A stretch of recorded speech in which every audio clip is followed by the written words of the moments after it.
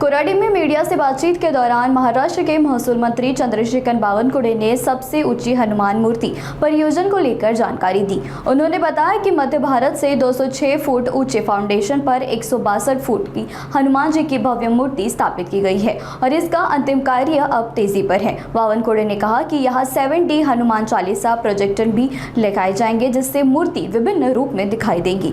साथ ही नीचे हनुमान जी से जुड़े महत्वपूर्ण क्षणों की स्फूर्ति भी दिखाई जाएंगी। इस परियोजना के लिए उन्होंने मुख्यमंत्री देवेंद्र फडणवीस, नितिन गडकरी, एकनाथ शिंदे और सुनीता पवार का आभार व्यक्त किया। उन्होंने आगे बताया कि इस परिसर में प्राचीन जगदम्बा मंदिर के साथ Ramayana culture station, Bharat Mata Mandapam, agriculture park, Indonesian zone, बेटिंग प्रोजेक्ट और अन्य सुविधाएं भी विकसित की जाएंगी। मध्य भारतातले 206 फूट उंच असलेली फाउंडेशन पासून 206 फूट आणि मूर्तीचा साईज बघितला तर 162 फूट अशी हनुमंतरायाची मूर्ती विराजमान झालेली आहे। आता मूर्तीचे जे अंतिम काम आहे ते सुरू आहे। देशाचे गृहमंत्री अमित शाहजी यांच्या हस्ते या मूर्तीचा जो उद्घाटन सोहळा आहे तो या ठिकाणी होणार आहे, लोकार्पण सोहळा होणार आहे आणि ही मूर्ती या व्यक्तीने बनवलेली आहे, श्री माटुराम ते या ठिकाणी आहेत। त्यामुळे माटुरामजी आपल्याला संपूर्ण याबद्दलची माहिती येतील। यावर आता 7D या ठिकाणी आम्ही हनुमान चालीसाच्या माध्यमातून प्रोजेक्शन करतोय। प्रोजेक्शन मध्ये हनुमान चालीसा दिसेल आणि मूर्ती वेगवेगळ्या रूपात दिसेल असं प्रोजेक्शन आम्ही या ठिकाणी करतोय। मूर्तीच्या खालच्या भागाला जो एक मोठी गुफा आहे, त्या गुफेमध्ये हनुमानजीचे संपूर्ण 17-18 जे अत्यंत महत्वाचे त्यातले क्षण आहे, त्या क्षणाचे प्रेझेंटेशन या ठिकाणी करण्यात येणार आहे। एकंदरीत आमचा विचार होता की मध्य भारतामध्ये हनुमानजीची उंच मूर्ती भाविकांना आशीर्वाद देण्याकरता या ठिकाणी असावी। ती मूर्ती आता पूर्णत्वास जाते आहे। मी राज्याचे मुख्यमंत्री देवेंद्र फडणवीसजी, माननीय नितीन गडकरीजी, एकनाथ शिंदेजी, सुनीता पवारजी या सर्वांनी आणि खास करून माननीय देवेंद्रजीचा संकल्प होता की या ठिकाणी एक धर्मकार्य संस्कार कार्य झालं पाहिजे। तर हे काम आता आम्ही पूर्ण करतो आहे। मला वाटतं की जून महिन्यामध्ये याचं उद्घाटन होईल। पूर्व विदर्भामध्ये अनेक पर्यटन स्थळ आहे, मात्र अशा पद्धतीचं धार्मिक स्थळ आणि थोडा युनिक कन्सेप्ट नव्हता, तर या निमित्तानं जे नागपुरात किंवा विदर्भात पर्यटक येतात त्यांच्यासाठी भरून निघणार आहे। या ठिकाणी आई महालक्ष्मी जगदंबेचं 700 वर्ष पुरातन अनादिकालापासून आई महालक्ष्मीचं संस्थान आहे।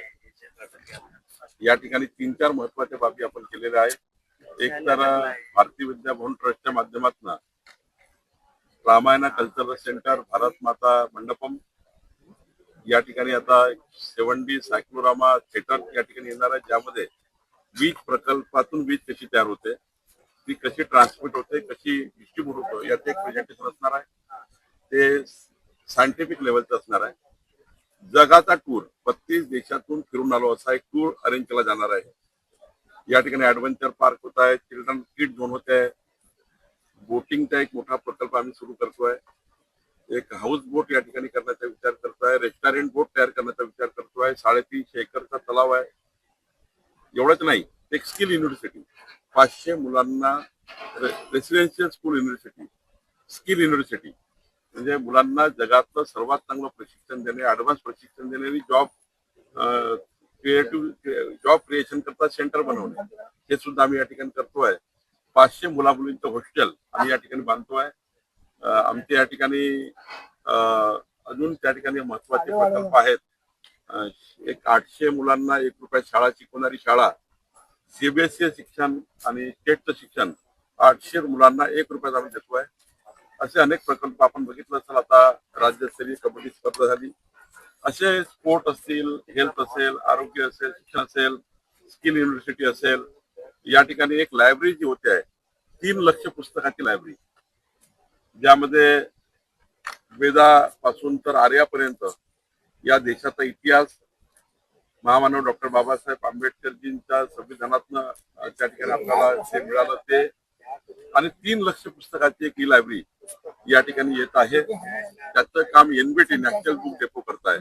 त्यामुळे इकडे ई लायब्ररीच्या माध्यमातून एज्युकेशन, स्किल युनिव्हर्सिटीच्या माध्यमातून स्किल, हेल्थच्या माध्यमातून मोठ्या प्रमाणावर या ठिकाणी कॅम्प आणि एज्युकेशनच्या माध्यमातून आम्ही 800 मुलांना शाळा आणि पुढच्या काळामध्ये अनाथालय आणि वृद्धाश्रम या ठिकाणी व्हावं ही योजना आमची आहे. सर, पंतप्रधान नरेंद्र मोदींनी जे आव्हान केलं त्यानंतर आता राज ठाकरे असो, बाळासाहेब थोरात यांच्यावर टीका केली जाते की भारताची अर्थव्यवस्था जी आहे ती ढासळलेली आहे. राज ठाकरे यांनी मोदीजींना पत्र सुद्धा लिहिलंय.